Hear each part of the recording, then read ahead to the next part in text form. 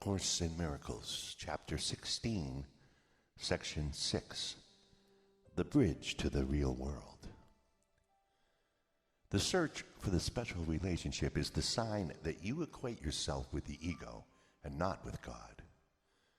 For the special relationship has value only to the ego. To the ego, unless a relationship has special value, it has no meaning, for it perceives all love as special. Yet this cannot be natural, for it is unlike the relationship of God and His Son, and all relationships that are unlike this one must be unnatural. For God created love as He would have it be, and gave it as it is. Love has no meaning except as its Creator defined it by His will. It is impossible to define it otherwise and understand it.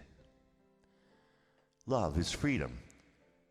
To look for it by placing yourself in bondage is to separate yourself from it.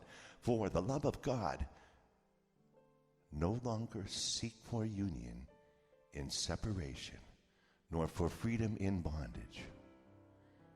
As you release, so will you be released. Forget this not, or love will be unable to find you and comfort you.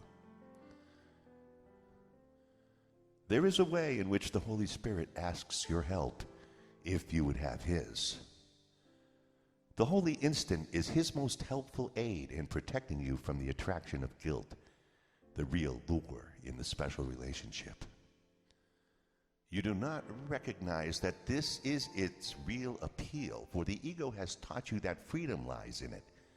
Yet, the closer you look at the special relationship, the more apparent it becomes that it must foster guilt and therefore must imprison. The special relationship is totally meaningless without a body. If you value it, you must also value the body, and what you value, you will keep. The special relationship is a device for limiting yourself to a body and for limiting your perception of others to theirs. The great rays would establish the total lack of value of the special relationship if they were seen. For in seeing them, the body would disappear because its value would be lost. And so your whole investment in seeing it would be withdrawn from it. You see the world you value. On this side of the bridge, you see the world of separate bodies seeking to join each other in separate unions and to become one by losing. When two individuals seek to become one, they are trying to decrease their magnitude. Each would deny his power, for the separate union excludes the universe. Far more is left outside than would be taken in, for God is left without and nothing taken in. If one such union were made in perfect faith, the universe would enter into it. Yet the special relationship the ego seeks does not include even one whole individual. The ego wants but part of him and sees only this part and nothing else. Across the bridge it is so different. For a time the body is still seen, but not exclusively as it is seen here. The little spark that holds the great rays within it is also visible, and this spark cannot be limited long to littleness. Once you have crossed the bridge, the value of the body is so diminished in your sight that you will see no need at all to magnify it. For you will realize that the only value the body has is to enable you to bring your brothers to the bridge with you and to be released together there.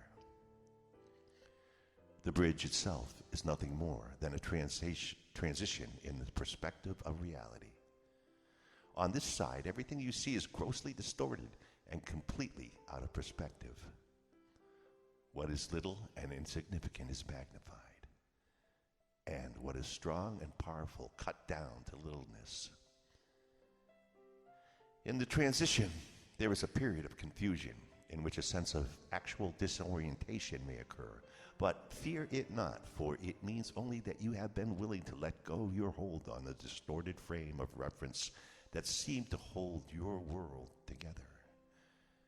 This frame of reference is built around the special relationship. Without this illusion, there could be no meaning you would still seek here. Fear not that you will be abruptly lifted up and hurled into reality. Time is kind, and if you use it on behalf of reality, it will keep gentle peace with you in your transition. The urgency is only in dislodging your mind from its fixed position here.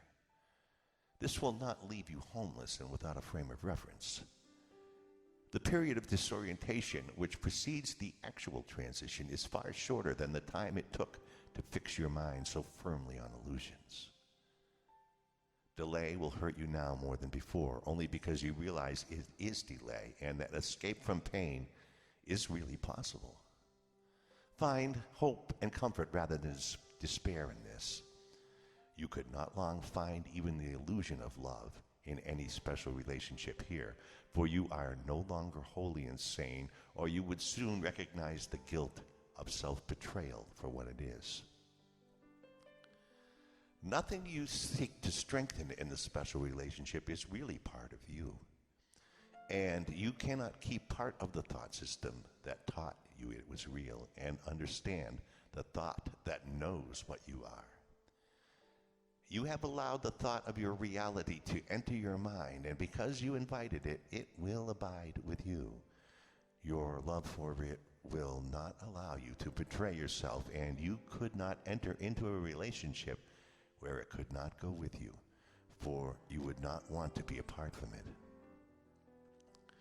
Be glad you have escaped the mockery of salvation the ego offered you, and look not back with longing on the travesty it made of your relationships.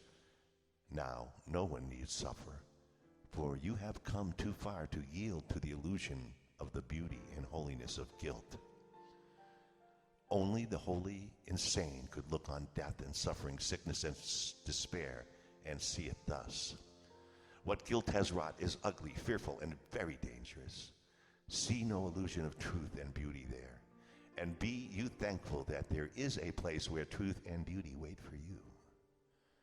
Go to meet them gladly, and learn how much awaits you for the simple willingness to give up nothing because it is nothing. The new perspective you will gain from crossing over will be the understanding of where heaven is. From this side, it seems to be outside and across the bridge. Yet as you cross to join it, it will join you with you and become one with you. And you will think in glad astonishment that all this you gave up for nothing.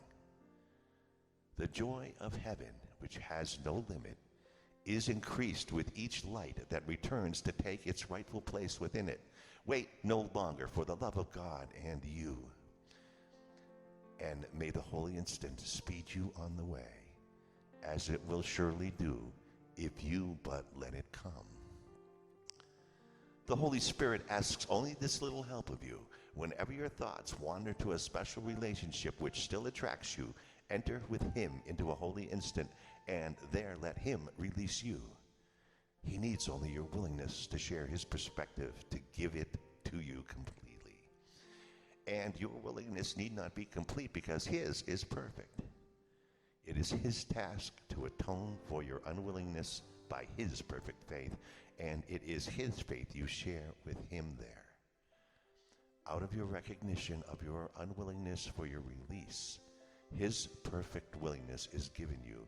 Call upon him, for heaven is at his call, and let him call on heaven for you.